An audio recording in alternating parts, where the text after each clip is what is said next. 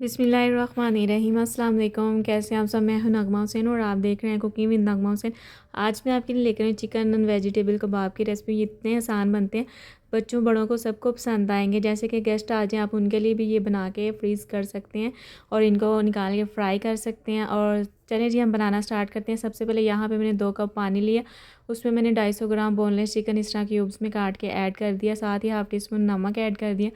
Mix करेंगे और cover करके इसे 5 से 6 मिनट के लिए अच्छे से पका लेंगे।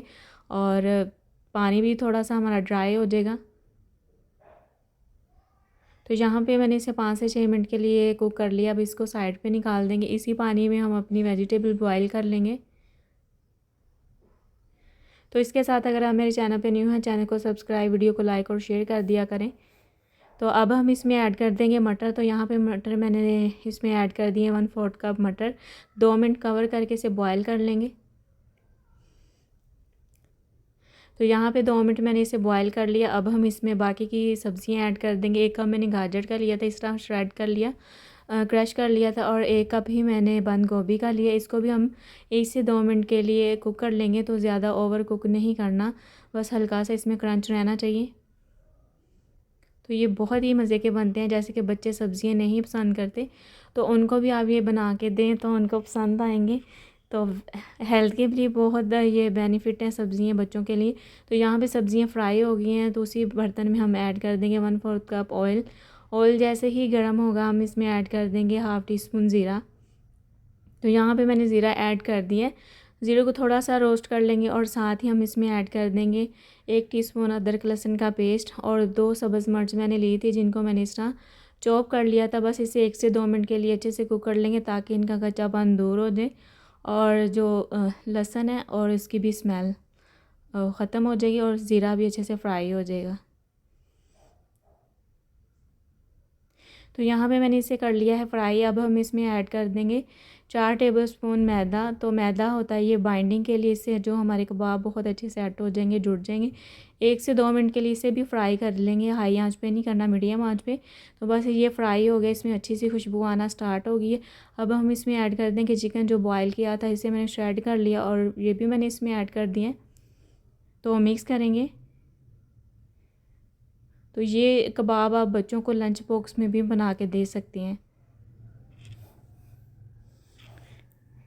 तो यहाँ पे देखिए मैंने इसे मिक्स कर लिया है। तो अब हम इसमें बाकी की चीज़ें ऐड कर देंगे। हाफ़ टी स्पून मैंने नमक ऐड कर दिए और हाफ़ टी स्पून गरम मसाला और हाफ़ टी स्पून ही मैंने इसमें काली मिर्च ऐड कर दी है और 1 टेबलस्पून चिली सॉस ऐड कर दिए। 1 टेबलस्पून सोया सॉस ऐड कर दी। हाफ़ टी स्पून मैंने इसमें चिकन पाउडर ऐड कर दिया। ये ऑप्शनल है, अगर आप नहीं डालना चाहते तो हम स्किप भी कर सकते हैं। तो मिक्स करेंगे। तो साथ ही हम अब इसमें ऐड कर देंगे जो सब्ज़ी हमने बॉयल की थी। तो इसमें हल्का सा पानी मैंने इसलिए छोड़ा था ताकि ये मैदे के साथ अच्छे से कुक हो जाए और जो मैदा है हमारा अच्छे से ये स्टिकी सा हो जाए। तो बस इसे मिक्स करेंगे, अच्छे से कुक कर लेंगे, ताकि इसमें जो नमी और पानी वो दूर हो जाए और इसे अच्छा सा इसका एक वो हम बैटर बना के तैयार कर लेंगे, डोसी जैसे होती है। तो बस यहाँ पे ये तैयार है। इसे अब ठंडा करके हम ना इसके कबाब बना लेंगे। बस यहाँ पे आपने जब कुक करना है, इसमें पानी नहीं रहना चाहिए।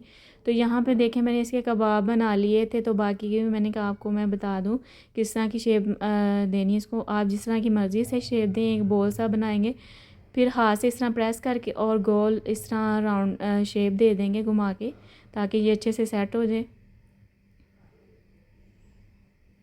तो ये देखें कितनी प्यारी शेप बन गई है। आसानी से हमने इसकी शेप दे दी है।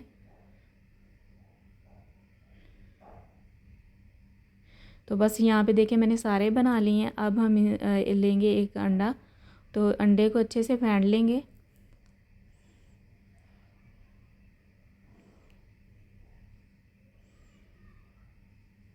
अंडे को हमने अच्छे से फेंटना है। तो साथ ही मैंने इसमें 2 टेबलस्पून दूध ऐड कर दिए। दूध ऐड करने से ये होगा कि अंडे हमारे ज़्यादा यूज़ नहीं होंगे। तो 1 पिंच मैंने ब्लैक पेपर ऐड कर दिए और 1 पिंच ही हम उसमें नमक ऐड कर देंगे। तो बस अच्छे से मिक्स करेंगे।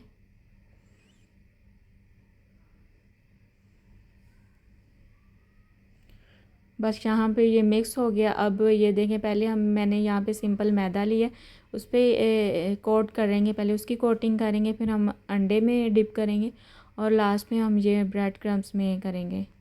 तो ब्रेड क्रम्स मैंने घर पे बनाया ख़ुद, आप बाज़ार से भी बाय कर सकते हैं। तो घर पे बहुत ही आसान इजीली बन जाते हैं ब्रेड क्रम्स। अच्छा, पहले मैंने मैदे में किया, फिर अंडे में। तो जो हम ड्राई हाथ से आपने ब्रेड क्रम्स में कोटिंग करनी है तो ड्राई हाथ से करनी है, अंडे वाले हाथ से नहीं करनी, उससे ये होगा फिर ये क्रम्स ख़राब हो जाएंगे।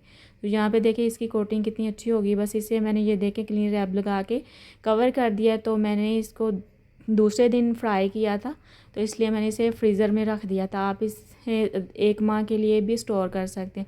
तो बस यहाँ पे मैंने इसे निकाल लिया था फ्राई करने से पहले, 10 से 15 मिनट पहले।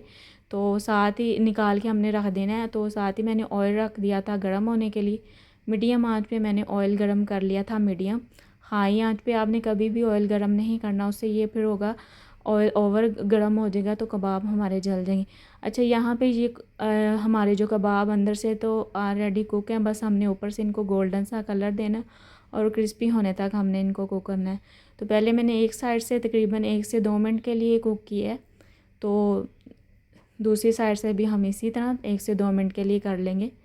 तो मीडियम आंच पे ही करेंगे, हाई आंच पे नहीं, वरना ऊपर से ये जल जाएंगे।